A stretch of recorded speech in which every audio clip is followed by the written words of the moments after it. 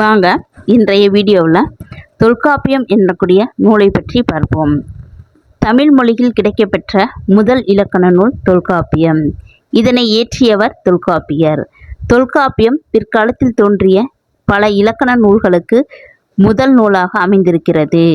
இது எழுத்து, சொல், பொருள் என 3 அதிகாரங்களையும் 27 இயல்களையும் கொண்டுள்ளது.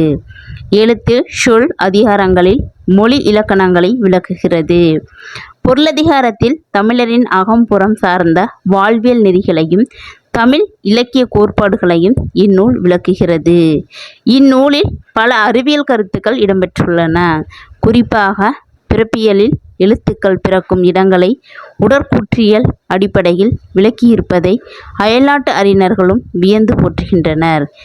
இது தமிழர்களின் அறிவாற்றலுக்கு சிறந்த சான்றாகும். நன்றி, வணக்கம். நெக்ஸ்ட் வீடியோவில் பார்ப்போம்.